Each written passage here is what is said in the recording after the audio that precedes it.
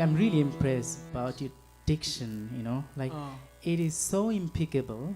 So how do you consistently manage, and how diction is important for a singer? I think from a very young age, I always learned to sing songs purely by very, very closely listening to the sound of the singer's voice. I never understood anything I ever learned. Because I never gave any attention to the meaning of anything I ever sang, I got really good at perfectly mimicking the exact pronunciations. Like I would just repeat songs over and over again on YouTube, just put songs on repeat and try to just sing along with the artist. You can't just hear it and then go isolated and then also just pick it up on your own.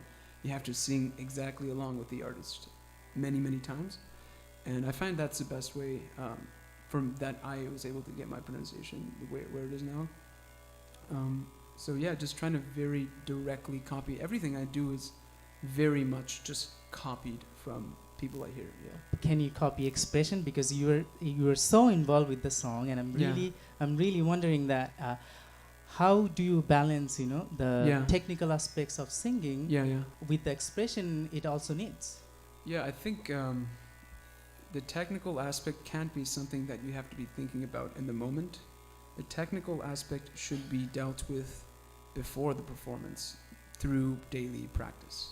You have to practice enough so that you don't need to think technically on the stage. Rather, when you're on the stage, then you can completely focus on just acting and expressing the text and painting the text the way it should be, versus just worrying about are you on shur or are you technically doing something correctly. But yeah.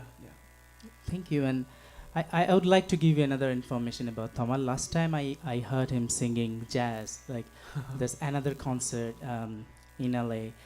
How did you get passion on jazz? Yeah, jazz is a native art form in the US. And I started jazz when I was a senior in high school.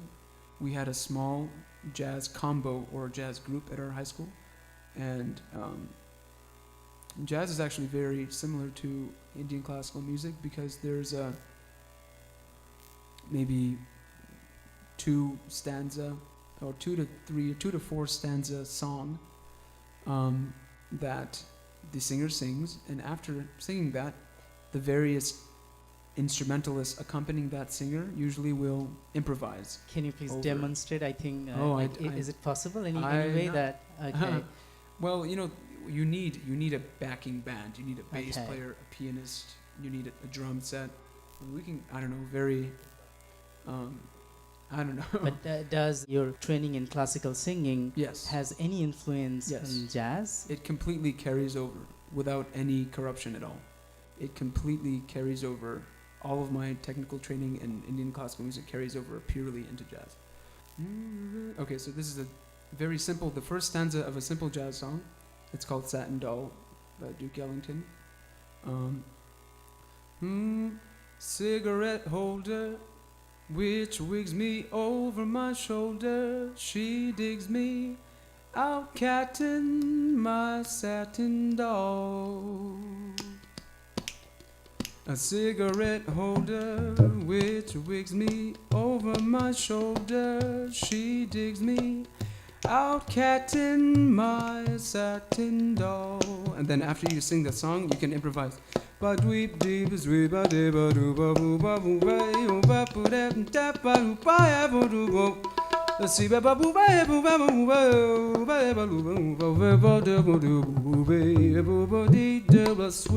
holder, cigarette holder, which wigs me. A cigarette holder, a cigarette holder, which wigs me over my shoulder. She digs me out, catting my satin doll. Thank you. It's it's really amazing, right? Yeah. Who were your most influential teachers, and how did you get the training? All of the original technical training was through pretty disciplined lessons with teachers like my guru Nabandhu Bhattacharya and a few others who were visiting teachers.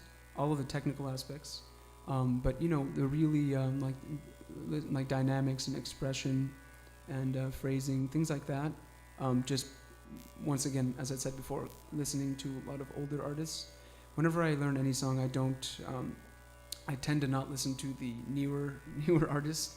I tend to listen to music that's usually from the 40s or 50s, old recordings of the original, like for example, Nazrul singers. I listen to the original Nazrul singers. My personal opinion is that their voices are much more developed and much more informative. So I usually do that. Mentors, like Angurbala, Indubala, those two are very great. Shuprabha Sarkar. Actually, some of the new singers are pretty good too, like Sabia Mahbub. She's really good. Nilufar Yasmin, Shantosh Sen Gupta, Dhirendra Chandra Mitro. These people are really old singers and they're very good. I usually pick up songs listening to them. Yeah. Thank you.